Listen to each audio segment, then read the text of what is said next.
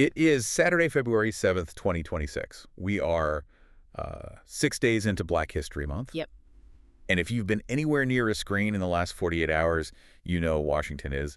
Well, it's not exactly celebrating with dignity. Not at all. Instead, the Capitol is wrapped up in this storm that somehow connects a social media meme, 18th century pseudoscience, and, believe it or not, the future of election integrity. Welcome back to the Deep Dive. It is good to be here. And honestly, today is one of those days where the story moves so fast, but the roots go incredibly deep. Yeah. We're not just looking at a news cycle. This is history repeating itself in, real time. Exactly. We are unpacking the controversy around a video reposted by President Trump regarding Barack and Michelle Obama. Right. Now, usually I might tell you to just scroll past a political Twitter spat or, Truth Social thing because, let's be honest, it's usually just noise. It is. But the source material we're looking at today, this really extensive analysis from Anti-Republican News, argues that this is not just a scandal of the week. No, and that's the key distinction the source makes right away. This isn't just about someone being offended. The article weaves together interviews with Congressman Eric Swalwell, historical breakdowns, and some truly surprising call-ins from voters. To suggest that this is actually a coordinated signal. A signal. Okay, that sounds a little ominous. But before we get to the conspiracy thriller part of this, we need to look at what actually happened. We do. Because the defense coming out of the White House is, well, let's just call it creative. Creative is a very generous word for it. So to set the scene, it's the first week of Black History Month. Right. President Trump reposts a video on his official platform. This wasn't a policy video. It included a depiction of former President Obama and Michelle Obama using the monkey trope. And just to be crystal clear for everyone listening, this wasn't on some burner account or like a fan page. Correct. And the analysts in our source emphasize this heavily. This appeared on official government accounts. We're talking about the official communication channels of the United States government broadcasting racial caricatures. So, naturally, the internet explodes, the media explodes, and the White House has to say something. They do. And their response was basically, I didn't do it. Right. The president claimed, and I'm quoting the reporting here, okay, somebody put it on and they looked and didn't see the whole thing. Didn't see the whole thing. Okay, let's unpack that for a second. That's the I didn't read the terms and conditions defense, but for the presidency. That's a great analogy. The source material calls this the auto-pin excuse. The auto-pin excuse. Yeah, it's a way to distance himself from the physical act of hitting post. The logic is, I didn't physically tap the screen, a staffer did, so I'm not responsible for the content. But the source points out a pretty massive hole in that logic, doesn't it? Because this wasn't a blink and you miss it moment. Not at all. It was up for 12 hours. 12 hours. 12 hours, half a day. See, that's where the whole oops defense just falls apart for me. If I accidentally post a typo, I'm hearing about it from 3 friends in 5 minutes. If the official account of the president in the United States hosts a racial slur for 12 hours, that is not a mistake. That's a billboard. And that is exactly what the analysts argue. It sat on the official feed for half a day. And this brings us to the first big pivot in our source material. Okay. Because to understand why this reaction is so visceral, you can't just look at it through the lens of, 2026 internet culture. You have to go back. Way back. Yeah. The journalist in our source does this really interesting deep dive within our deep dive, taking us back to the 1700s and 1800s. And they bring up the concept of scientific racism. When they say scientific, we're using some very, very heavy air quotes, right? Heaviest air quotes. But at the time, this was mainstream theory among white Europeans. They were trying to justify colonization, justify slavery. They needed a reason. They needed a reason why it was okay to own other human beings.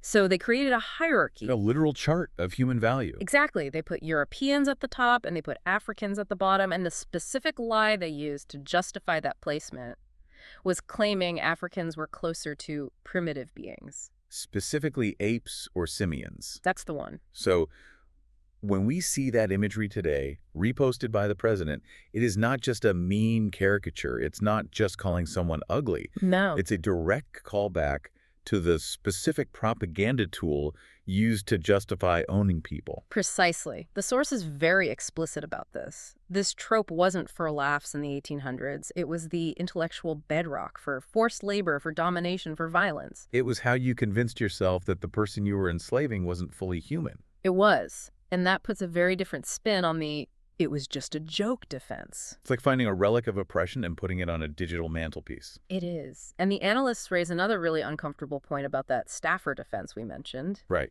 Let's assume, for the sake of argument, that a staffer did post it. Okay, let's play devil's advocate. Some 20-something intern hits post. Then you have to ask, why did that staffer feel safe doing that? The source notes that our taxes are funding these salaries. Right. If a staffer posted it, they did it believing it represented the president's views. And, this is the crucial part, that it would be acceptable to the boss. You don't post something that's going to get you fired. You post something you think will get you a pat on the back. Which implies the culture inside the White House matches the post outside the White House. And that is what sparked the reaction we're seeing. And this is where the source gets really fascinating, because the reaction isn't just Democrats are mad. It's way more nuanced. It is. I mean, you obviously have the Democratic response led by Congressman Eric Swalwell. And I thought his take was interesting. He didn't just scream racism. No, he used an economic metaphor. Yeah, the cost metaphor. I highlighted that in the article. He acknowledges that everyone's obsessed with the cost of living, eggs, gas, whatever. But he argues that Trump imposes a figurative cost on the country. The cost of decency. The cost of shame. It's a really smart way of framing it. He's basically saying, look, we are all paying a tax on our souls. He says the Democratic goal is to lower the cost of what the presidency means. It frames moral exhaustion as a tangible deficit. It's exhausting to wake up and have to explain the president's feed to your kids. That's a tax. It is. But honestly, as compelling as Swalwell was, he wasn't the voice that stuck with me from this piece. You're talking about John. I am talking about John from New Mexico. This part of the source material was kind of heartbreaking, actually. Yeah. So for context, John's not a pundit. He's not a politician. He's just a guy who called into the news program that was covering this story. And let's paint the profile the source gives us. He's a registered Republican. His father was president of the American Pipeliners Association. This is a blue-collar industrial family. He voted for Trump in all 3 elections. This is the base. This is the guy the whole strategy is built for. And he called in to apologize. That moment was just stunning. He's looking at this image of the Obamas, this racist trope, and he calls it an embarrassment. He calls the president rotten, pathetic, and not a decent man. But it wasn't just the racism that broke him. And I think this is where the anti-Republican news analysis really digs in. Right. John mentions being, and this is a quote, sucked into the stupidity of creating jobs. That line hits so hard. Sucked into the stupidity. Because he's looking around New Mexico, and what does he see? He says he sees no jobs. He says he can't find a primary care physician. Exactly. He was willing to overlook the rhetoric, the chaos, maybe the other controversies, because there was this transactional promise. I will bring you prosperity. Right. But now, in 2026, the prosperity isn't there. The doctor isn't there. And all he's left with is the ugliness. It's the realization that he bought a ticket for a train that never arrived. And now he's just standing on a dirty platform. It's a moment of rupture. And he wasn't entirely alone. I mean, the source mentioned Senator Tim Scott, the only Black Republican senator, who condemned it as the most racist thing he's seen out of this White House. Which, let's be honest, is a bar that has been set in some pretty interesting places over the years. It is. But critics in the source also noted the deafening silence from the other 90% of the GOP caucus. Oh. So while you have these individual moments of conscience, like John from New Mexico, the institutional machinery is just staying quiet. And why is that? Mm. That silence is the perfect bridge to the final and, frankly, the scariest part of this deep dive.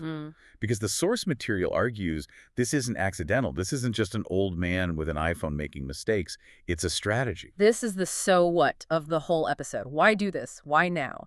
And the analysis suggests the goal is dehumanization as a precursor to delegitimization. Dehumanize to delegitimize. That sounds like a graduate school thesis, but the application is pretty brutal. Break that down for us. It starts with a pattern. The source connects this meme to the ads Trump took out about the Central Park 5 decades ago. Oh, yeah. And the whole birther movement against Obama. Right. The source included that anecdote from the Canadian-born journalist. Yes. She noted her father was born in Greece, she was born in Canada, but nobody ever questions her citizenship. But Obama, born in Hawaii, was relentlessly targeted as a fake citizen. So step 1 is establishing that certain people, specifically Black Americans, are not real Americans. They're other. Okay.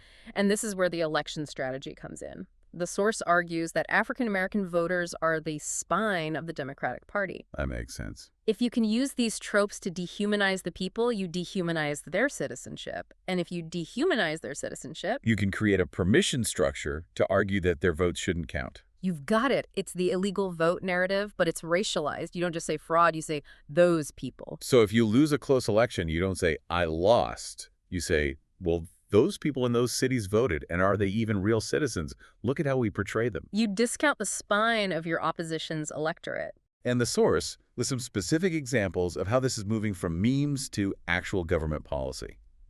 This is where it gets into the weeds of what's happening right now in 2026. Two things specifically: DOGE and Fulton County. Let's start with Fulton County. The source highlights attempts to seize ballots from there, 6 years after the 2020 election. Wait, pause. 6 years later, we're in 2026. They're still trying to litigate the 2020 election. According to the source, yes. And that's the absurdity of it. But the strategy isn't to win a court case about 2020. So what is it?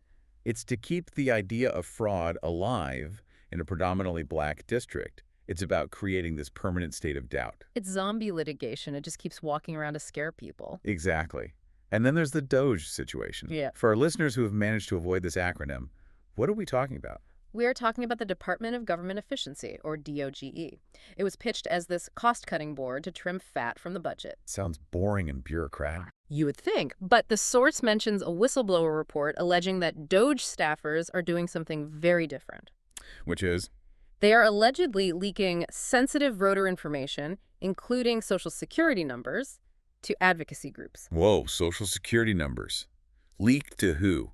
Advocacy groups that, as the analyst very dryly noted, probably weren't looking to elect Democrats. So let me get this straight. You have a government efficiency department that is effectively mining voter data and handing it over to partisan groups. That is the allegation. And you combine that with the redistricting pressure mentioned in the source, that call to Texas asking to find 5 more seats.